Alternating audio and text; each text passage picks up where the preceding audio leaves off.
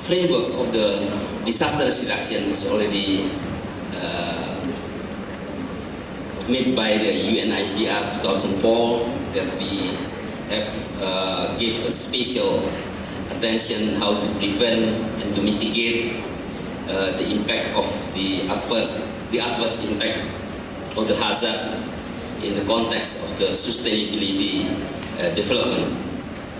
Yes. Then this is very familiar framework that we will use this framework for the all activity dealing with the disaster risk reduction. So I think even in the rural area, urban area, this framework will be used as the basic concept, how to analyze the risk assessment, and also raising the awareness, and then also the how to increase the knowledge, and then political commitment, and then also the how to reduce the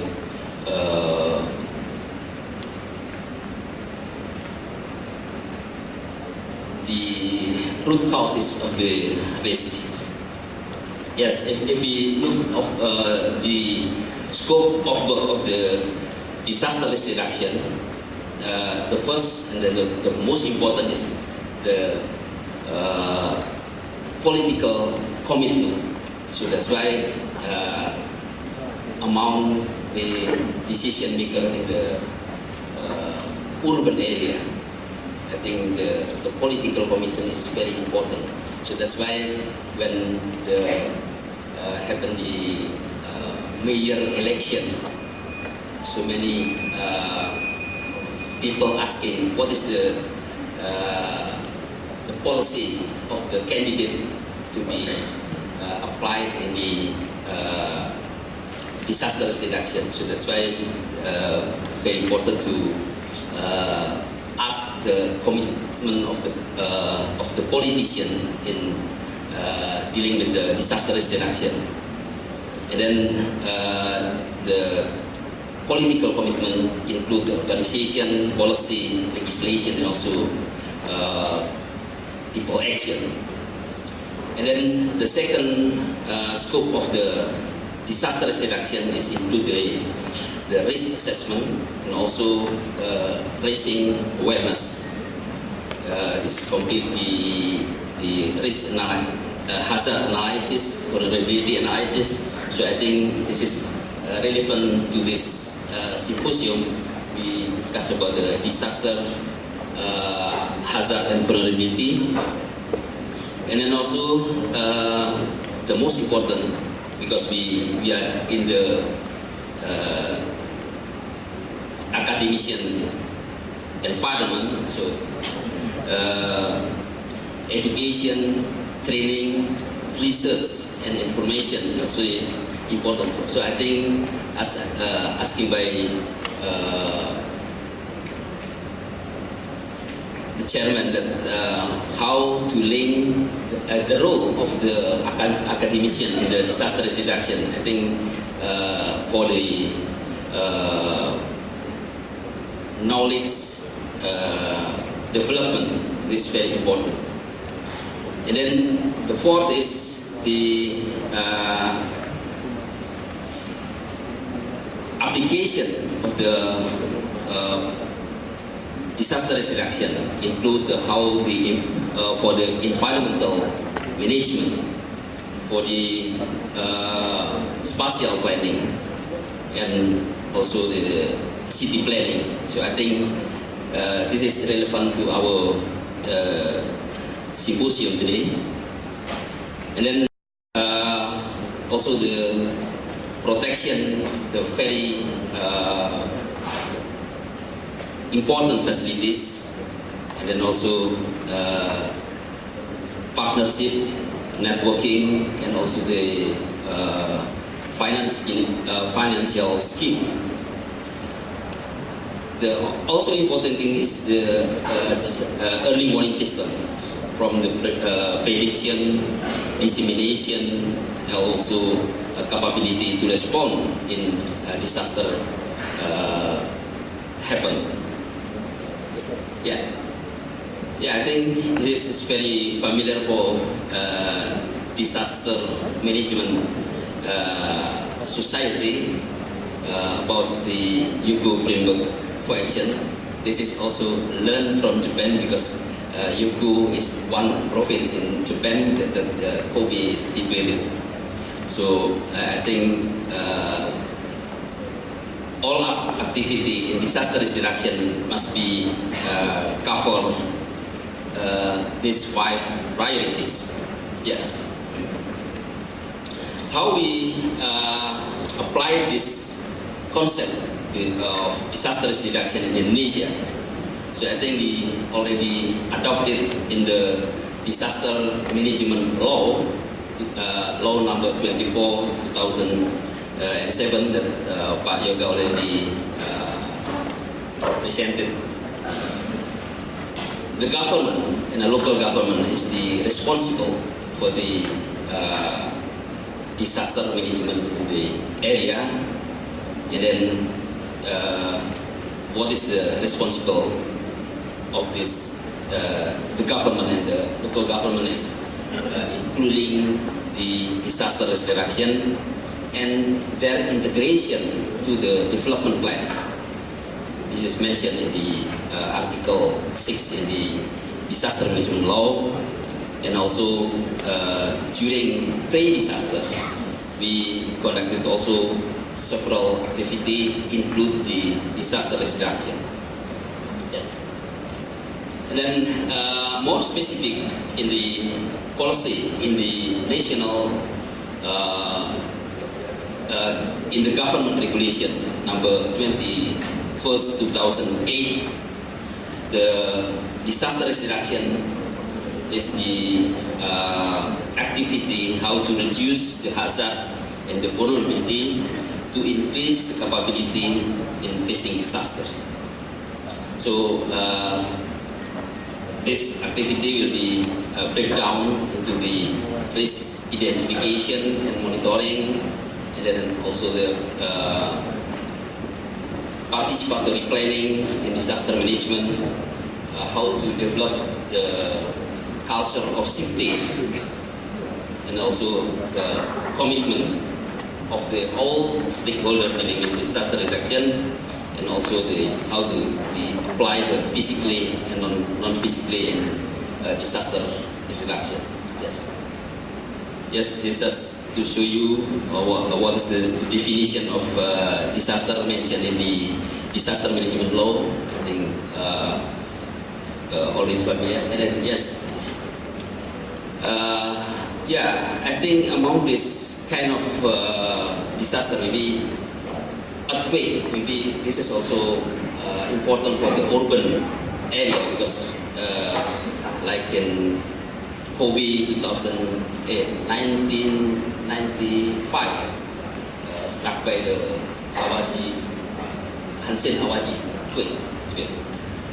Then this a very important tsunami, I think, just happened in last year. Hydrometeorological, this is also important for the urban area. Every year, Jakarta struck by this flood annually, and also sometimes that's can be have many difficulty. Then biological hazards, I think for the urban area also very important because epidemic like bird flu and also other activities also struck in the concentrated in the urban area. Technological hazard, transportation, industrial, this is also even though the the industrial estate is not so near with the urban area, but it's still connected that the urban area very related to this kind of this hazard. For the environment, the fire, this very frequent disaster in the urban area, and then now the social hazard, it's conflict, terrorism. This is mentioned in the disaster management law, but until now we are not very intense in dealing with this hazard, because we have already established the new establishment, the so-called Badan Nasional Penanggulangan Terorisme. So this is handled by this new organization. So how to reduce disaster? We can reduce first to reduce the hazard, and then how to reduce the vulnerability, how to increase our capability, and how to avoid the trigger of the happen, and then to conduct the preparedness. Yes. From the national point of view, the disaster risk reduction is especially focusing to how to increase our capability, national capability in disaster management, include prevention, mitigation, and preparedness, and also how to maintain and to mobilize all resources, personnel, infrastructure, and also equipment in prevention, preparedness, response, and recovery. The most important in our condition right now, because disaster management is the new activity for the local government. So how to strengthen the local government in anticipate and also to respond disaster in their authority. And then also we must coordinate all stakeholders dealing with the disaster risk reduction, and then we also promote to local government how to integrate the disaster risk reduction and disaster management into the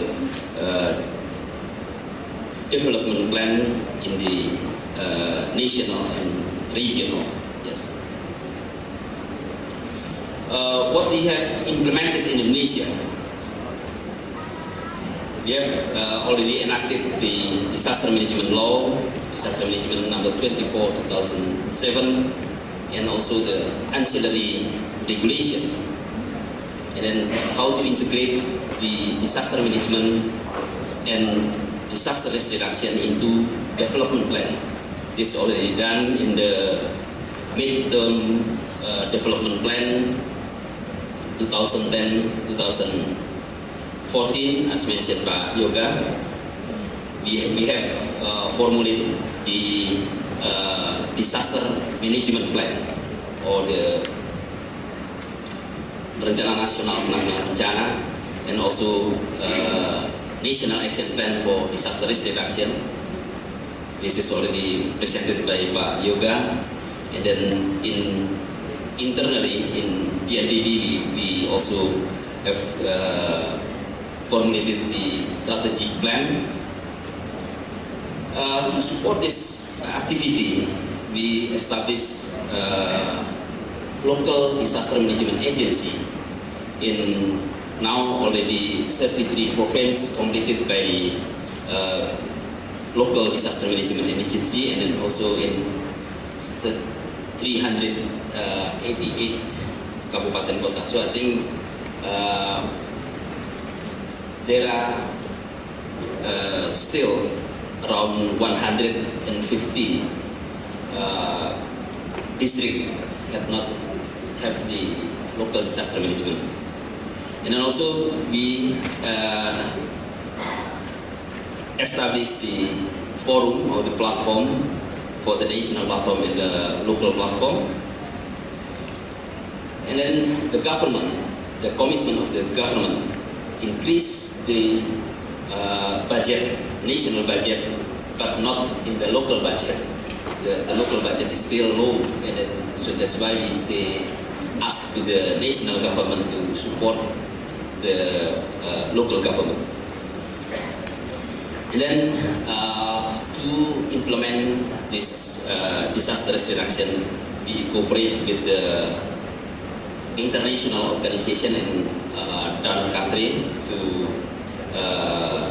many activity dealing with the disaster risk reduction. Yeah. So in our opinion, for the challenge to be faced for the urban area, the first is the spatial planning, because of the very dense population and also the rapid urbanization.